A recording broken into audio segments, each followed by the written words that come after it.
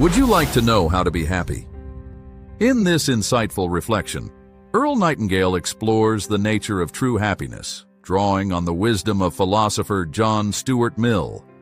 Nightingale explains that happiness is not achieved by seeking it directly, but rather as a byproduct of dedicating oneself to a purpose beyond personal fulfillment. Whether through serving others or pursuing meaningful goals, lasting happiness comes when we focus on something greater than ourselves. This powerful message encourages us to shift our mindset from self-centered desires to a life of purpose and contribution, where happiness naturally follows. Would you like to know how to be happy? Well, the answer, believe it or not, is known. You may already know it. It took one of the most brilliant minds ever to appear on the earth to come up with the answer. His name was John Stuart Mill, who lived from 1806 to 1873, became an outstanding philosopher and economist.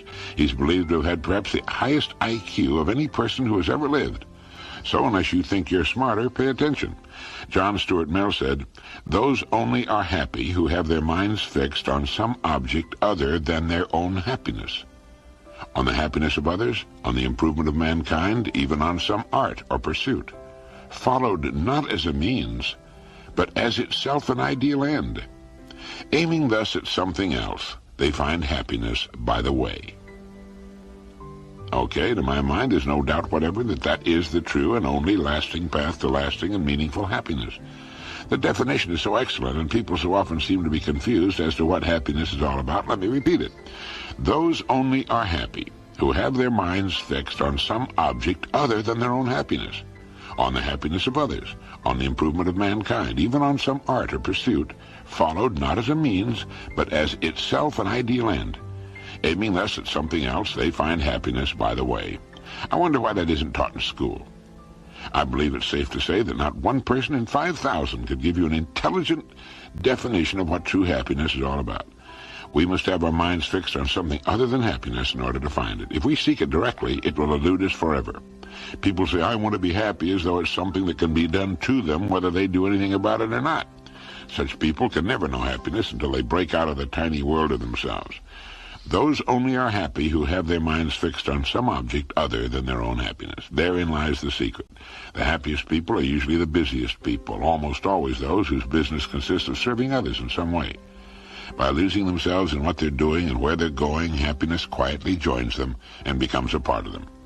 The miserable, unhappy people who cause such misery and unhappiness to others are the self-centered people, people who worry constantly about what they're getting out of it, rather than what they're giving. And the world is chuck-a-bang full of them. Unfortunately, we see their harried, unhappy, furtive, ferret-like faces everywhere, pushing, their grasping hands extended. They fear life, they fear death, they're the pitiful caricatures of humanity, and they pay a terrible price for their ignorance. All right, no more mystery then as to what happiness is all about. If you're not happy, it's because you're not meeting John Stuart Mill's simple directions and definition. If you do qualify, you're a happy person. The thing I like about the definition, other than the fact that it's the best I've ever found, is that it places the responsibility for happiness directly where it belongs. I was staying at a resort hotel, the Grand Hotel on Mackinac Island in northern Michigan. One evening after dinner, I settled myself comfortably in a chair on the porch that runs the entire length of the oak-frame hotel. Supposedly, it's the longest porch in the world, just to relax and enjoy the delightful evening. There was a light breeze and a good moon. The lake was beautiful, and the lights of the passing ships could be seen. The evergreens stood out clearly in the moonlight, and it was altogether one of those really great times you remember. Before long, a young couple came strolling down the long porch. They were walking arm in arm, and I thought that they were all that was needed to make the picture complete. They walked slowly by me and then took seats not far away. They were silent for a moment, and I naturally thought that they were enjoying the remarkable beauty of the scene and the night as much as I was, when the young woman spoke. I know these were her exact words because I wrote them down as soon as I could stop laughing. She said, "I hate the smell of horses." There are no automobiles on Mackinac Island. All the transportation is done with horses, and they naturally lend their own unique flavoring to the island's atmosphere. I found it charming, and a lot less irritating than the noise and fumes of cars, taxis, and trucks. But what made me laugh, of course, was that in the midst of all that beauty on one of the most beautiful evenings of the year, in so romantic and charming a setting, The only thing the young woman noticed that was worth mentioning was the faint odor of horses. They looked at me in surprise when I laughed, so I had to explain why, which neither of them found to be amusing at all. In fact, the young woman seemed somehow offended, and they soon moved away from the strange character who not only eavesdropped but also laughed at them. The sad thing about it all was that the attractive young woman belongs to that vast army whose members make it their business to spend their lives focusing on the wrong things.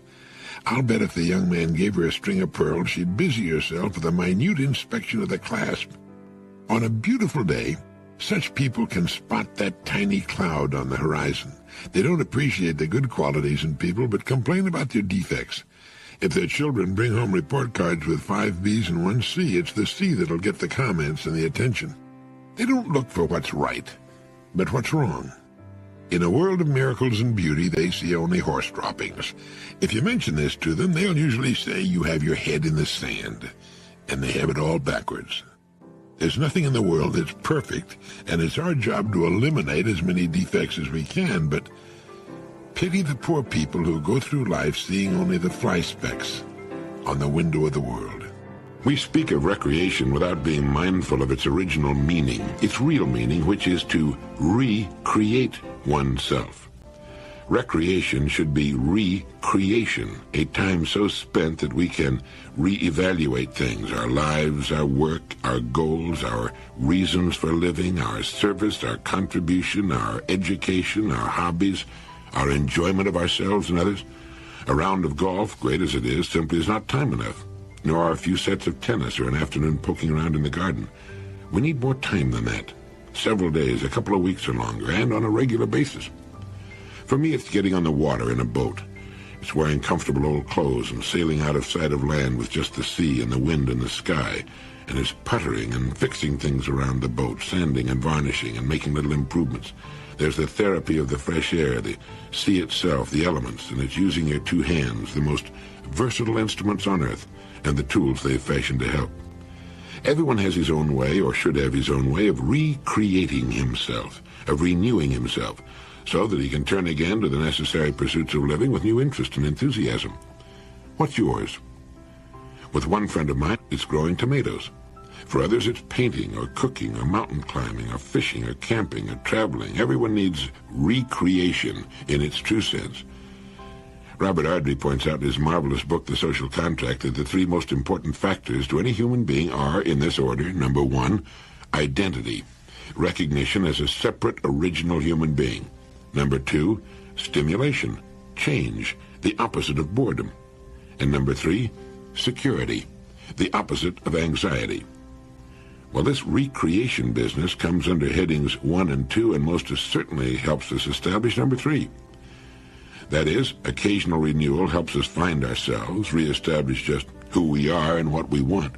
So it helps with our identity problem.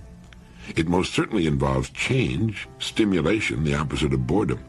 And it helps us develop inner security, the only kind that's worth anything anyway. If a person has this inner security, real security as a person, his world can come crashing down all around him, and he can still emerge secure within himself and build a new and possibly better one. So when you find yourself getting stale, you need some meaningful recreation. You need to stop the world and get off for a while and look back at it as a man from Mars might. It's surprising the new ideas you'll get, and good ones, the new opportunities you'll see. Opportunities that have been lying about in your own backyard, in your own work and world, that you were a little too close to the forest to see before. And when you're lost in the recreation you love, you're really living. You're living as fully as it's possible to live. And you know, that's the whole idea, isn't it? Have you noticed how most people seem to be waiting to be happy in the future? They seem to be so intent on getting through the day, they forget to enjoy it. It's as though happiness is a distant city to them, a city they're striving to reach. But happiness is something that must be learned and practiced if we're to become skilled at it. Pushing it out into the indeterminate future involves running the risk that we won't know how to be happy when we get there. It's like saying, someday when I can afford to buy a piano, I'll sit down and play beautiful music. It doesn't work that way. Owning a piano doesn't confer the knowledge of how to play, and arriving at a particular stage of life, whether it's measured in terms of age or income, doesn't mean that we'll suddenly become happy people. A reporter interviewing J. Paul Getty, who could at that time have cashed in his chips for several $1 billion, asked, "Mr. Getty, what is it that money cannot buy?" And he replied, "I don't think it can buy health, and I don't think it can buy a good time. Some of the best times I ever had didn't cost me any money." The fact is that most of the ingredients necessary for happiness are present in the lives of most people every day. They're things and conditions for which we need not wait. They're ours today, and most of them are things we're so used to we take them for granted. They're the people with whom we live and work, our children, our homes. There's the anticipation of the day and what it will bring. The opportunity to work well and honestly so that we can take pride and satisfaction from it and by so doing enjoy our leisure and our rest. There's the happiness that should come from being with our friends and our neighbors, and the thoughtful person finds happiness in just being alive. He enjoys walking on a sunny day, but he likes to walk in the rain too. He can find happiness from the sound of the surf or the crackling of a fire. Abraham Lincoln said that people are about as happy as they make up their minds to be. And that seems to be it, the making up of the mind. Happy people are happy most of the time, and it must be because they just made up their minds that the alternative doesn't hold much hope or fun. If a person must wait until something happens to him to make him happy, he's not going to get much fun out of life. Happiness should not be just the reaction to an outside stimulus.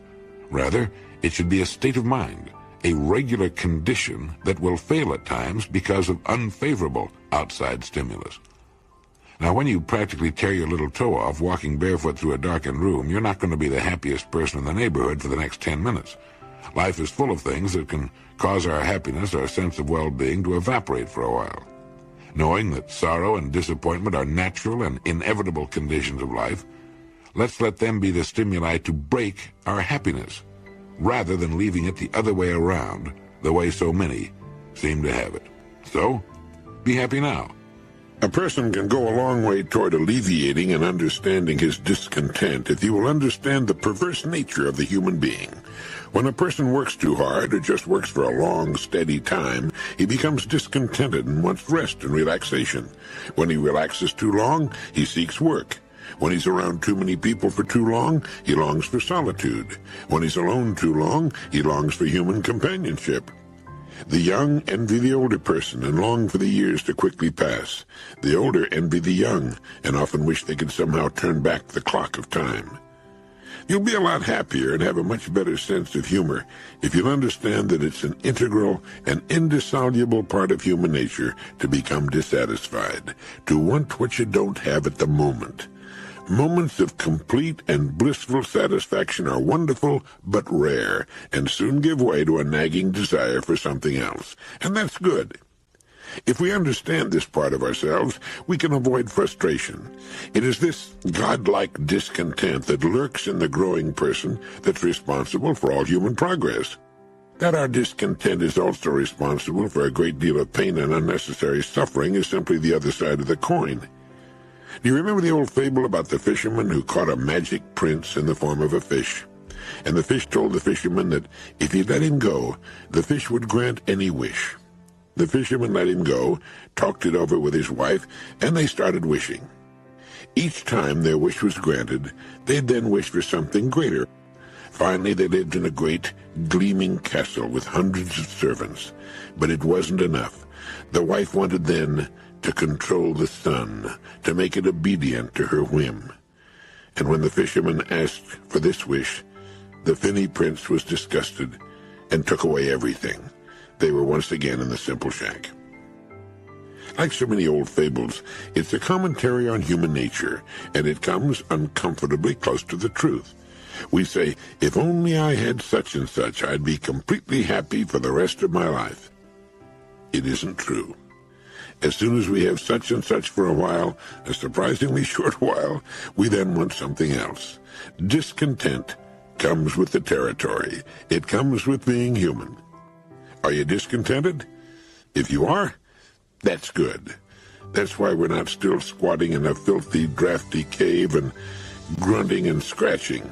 Divine discontent, to understand it, is to use it properly. Let me give you some tips on how to be miserable. And don't laugh. There are literally millions of people who wouldn't trade their daily misery for all the gold in the world. You may know some of them. In fact, if you know 10 people, you probably know several of them. This may be an exaggeration, and it may not, too. The first step to real professional-type, solid, unremitting misery is to get all wrapped up in yourself and your problems, real or imagined. Become a kind of island, surrounded on every side by yourself. By turning all of your thoughts inward upon yourself, you can naturally not spend much or any time thinking of others and other things. And so finally the outside world, the real world, will disappear into a kind of Hitchcock-type fog. You'll know the world is there because every once in a while you'll bump into it. But for the most part, it will be murky and indistinguishable. And it's right here that you have to understand an important but little-known fact. The type of person who turns inward upon himself doesn't have much in the wisdom department, or he'd never do it. And as a result, he doesn't have much to turn inward upon. He finds a kind of vacuum. So he must then invent things. And he invents things like, the world is against him, which is the worst possible kind of conceit. The world isn't against him, it doesn't even know he exists. And as a result, it ignores him completely. So since this person doesn't get much attention from this attitude, he tries to get attention through various other means. One is to hunt for illnesses of various kinds. If you look long enough, and it doesn't take long, you can find symptoms of any condition or disease known to man, and some that are unknown, ranging from yaws to rabies. With your newfound illness, you've got something with which you hope to make everyone else as miserable as you are. So you tell them about it. They don't want to hear about it, but you tell them anyway. And you watch for signs of sympathy. And at first you get them. So you think you've got it made, and you keep this up with new and interesting medical problems. You wake up every morning feeling rotten, and you let the world know about it. But soon you detect a change. People begin to walk away as you approach. They don't want to hear your deadly recitation anymore. Even your family turns an uninterested deaf ear to your protestations of being on the brink of a slow and painful death. Well, this makes you angry. So childlike, you cry out that nobody cares whether you live or die, and by this time you're pretty close to the truth. So the bitterness deepens, the misery thickens, and you draw farther and farther back into your cave, shouting imprecations at the world, throwing an occasional stone at a passerby, and in general, making a complete ass of yourself. Well, there you have it. One of the best and most common formulas for being miserable, and making those around you miserable as well. And it all starts with becoming too wrapped up in yourself, feeling that you're important somehow. Samuel Johnson wrote, "Many of our miseries are merely comparative. We're often made unhappy not by the presence of any real evil, but by the absence of some fictitious good."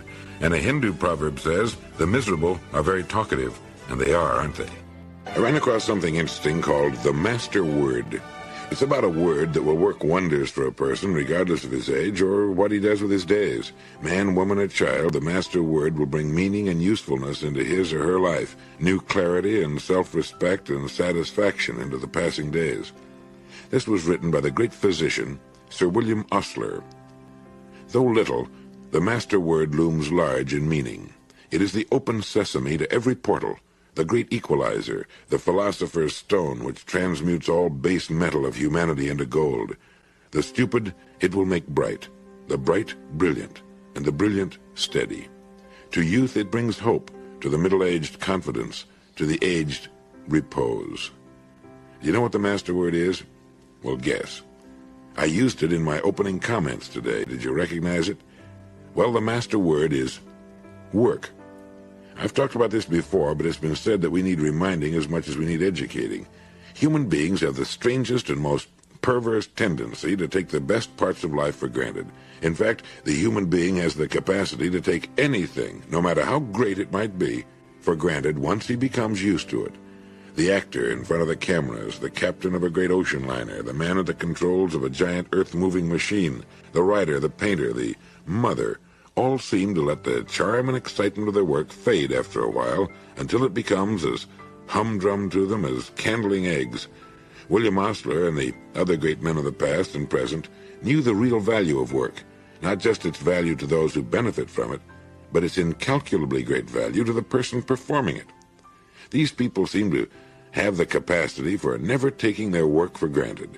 Instead, they found it filled with interest and reward, and became great because they did. I was talking not long ago with a top executive of one of our major oil companies. He had started his career working as a helper in a service station of the company whose nationwide sales he now directs. Why did he happen to see so much opportunity, adventure, and reward hidden in what the average person would consider to be the most menial and uninteresting work? It makes you wonder how many young men in the same work today are looking beyond the gas tank they're filling or the windshield they're cleaning. And it makes you wonder, too, how a person can take his most precious possessions for granted until they become dull and dreary or lose their charm and become uninteresting. His loved ones, his home, his health, his abilities, and his work. What happened to the excitement of the first days when his wife, his home and children, and his work were new in his life? Like the finest silver, these valuable things need regular polishing, and regardless of what it is we do with our days, they should be kept as bright as they were in the beginning. In this way, they can lead us to the new and even more interesting years ahead. Dr. Paul Shearer, speaking of Job's impatience to get immediate and direct answers to his questions, said, "Greatness and peace and happiness are simply not proper ends for any human soul to set for itself. They are the byproducts of a life that is held steady like a ship at sea to some true course worth sailing." Terrific, isn't it? Greatness and peace and happiness are not proper ends for any human soul to set for itself. They are the byproducts of a life that has held steady like a ship at sea to some true course worth sailing. In other words, if the course to which you're holding is right, everything else you want will come as byproducts. Some true course. How does a person find some true course worth sailing? I remember some time back a man came to me for advice on how he might become a popular, sought-after platform speaker. He told me he enjoyed making speeches and wanted to make a career of it. I asked him what he wanted to say, and drew a complete blank. It became clear that he was ready to speak on any subject the entertainment committee wanted him to speak on. It wasn't the subject, it was just that he wanted to make speeches. I told him that he'd never become a great and sought-after speaker until he had something he wanted very much to say, something inside of him that burned to get out, that he felt needed telling. Speakers become great because of what they want to say. Greatness follows the zeal of their subject, and it's the same with some other true course worth sailing. A person needs to find the course in which he can lose himself, dedicate himself, and then the greatness and the peace and the happiness will come to him naturally as the bee comes to the blooming flower or a child runs to its parents. People who find their lives filled with confusion and uncertainty, with boredom and unhappiness, need to find a meaningful vehicle for their lives, something in which they can lose themselves completely. It needn't be some great cause, although it can be. It can be found usually in our present work, as a rule. It needs only be ferreted out. We need to know, we need to become, in the words of Dr. Maslow, self-actualizing. We need to become people who are steadily moving toward fulfillment, toward personal enrichment. Dr. J. Wallace Hamilton puts it pretty well when he asks and answers his own question. He writes, "What then are the basic laws of happiness, and how do we learn them? I suppose the clearest law upon which there's fundamental agreement is that this inner music of the soul, which we've named happiness, is essentially and inevitably a byproduct, that it comes invariably by indirection. To pursue it, to pounce upon it, to go directly after it, is the surest way not to obtain it." People who make a mission of seeking happiness miss it, and people who talk loudly about the right to be happy seldom are. It's a byproduct, an agreeable thing added in the pursuit of something else. Way back in the days of sailing ships, sailors who ventured into Antarctic waters would occasionally see a strange and awe-inspiring sight. They'd see a great iceberg towering high out of the sea, moving against the wind. Now, since they depended upon the wind to drive their ships, they were keenly aware of its direction, and to see this great, shining, apparently inanimate monolith of ice moving mysteriously into the teeth of the wind was, to them, uncomfortably curious. It was not until much later that students of the sea learned of the great currents, which, like titanic rivers, moved their mysterious ways through the body of the sea. These icebergs, some so huge that it took days to sail past them, had their roots, 90% of their bulk, caught in these great currents, and they moved majestically along their way regardless of the winds and tides on the surface. I like this story because to me it's a wonderful example of the way a person should live his life. A person should have his roots deep in a great moving current, a moving stream of conscious direction which will keep him on course, sailing steadily toward the destination he's chosen, regardless of the economic and social winds that blow first this way and then that on the surface. In such a life, there's no great hurry, no frantic running about, no doubt or confusion. Instead, each day he moves a little way along his course, steadily, unrelentingly. In one day, he doesn't seem to make much headway to the casual observer, but like the iceberg, if you come back in a week, you'll no longer find him at the exact latitude and longitude of a week ago. And in a year, he'll have covered a really marvelous distance, while most of those about him will still be moving in circles and by fits and starts.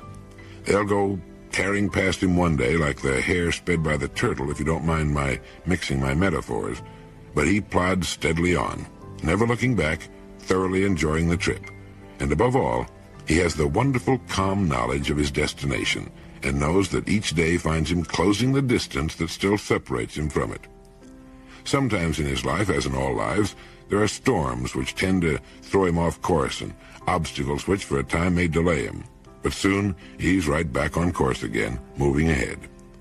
This is the life of the strong, serene person, the person of wisdom, the person who knows that he cannot do or become everything in his lifetime, so calmly chooses that which he desires and which best fits his proclivity, pushing everything else from his mind, and begins his life's journey.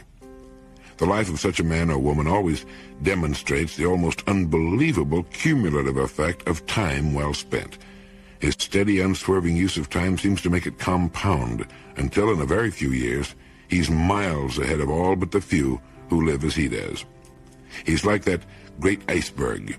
His roots are firmly held by the steady stream of his belief.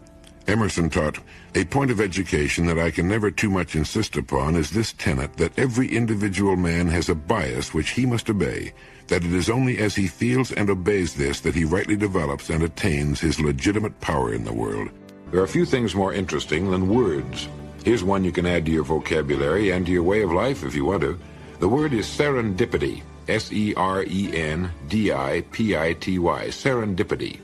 The meaning of serendipity, according to the Oxford Dictionary, is the faculty of making happy and unexpected discoveries by accident. And it means also the good things that almost always happen to a person following a bold course of action. Serendipitous things. The word was coined by the British author Horace Walpole, who based it on the title of an old fairy tale, The Three Princes of Serendip. The princes in the story were always making discoveries of things they were not in quest of. Let's say you're trying to invent something. Frequently, you will stumble onto something entirely different and wonderful that you had no idea of discovering. Well, that's what serendipity means. Now, the point I want to make is that you wouldn't have made the serendipitous discovery if you hadn't been looking for something else. I'll bet you've heard people say of someone, "That's the luckiest guy in the world." But if you'll get to know the man, you'll usually find he's a busy, positive kind of individual who's always looking for new and interesting ways of doing things. Someone once defined luck as something you find when preparedness meets opportunity. It just won't happen usually unless a person's prepared for it. There are lots of interesting and pretty wonderful things that would be happening all the time to a lot more people if people weren't such stick-in-the-muds as a rule. Take the person who hates his work, for example. There are millions of people, I suppose, who actually loathe the work they're doing. But they stay with it because of some warped sense of security. Now, if they'd find out what it is they really love to do and prepare themselves for it, they could cut loose from what they're doing now, and the minute they do, this word serendipity comes into action, the good things that happen to a person following a bold, positive course of action. It's frequently found that a lot of boredom and frustration in our work comes from not knowing enough about it. You'd be surprised at the number of people who know only their own job, and that in a limited way, and who have no idea what's going on in the rest of their business. Frequently, a person in any given line of work can find interest, challenge, and just the job he's looking for right in his own business or industry if he's just taken the time to find out more about it. One of the greatest explorers who ever lived, Captain James Cook, began as an ordinary seaman. In 4 years, he had learned enough to become a master of his own ship, and later made the discoveries that, of course, made him famous. A happy, successful, serendipitous life, beginning as a common seaman. Another common seaman, named Joseph Conrad, studied and worked his way to become a ship's captain, and later wrote the wonderful stories of the sea that made him loved and famous.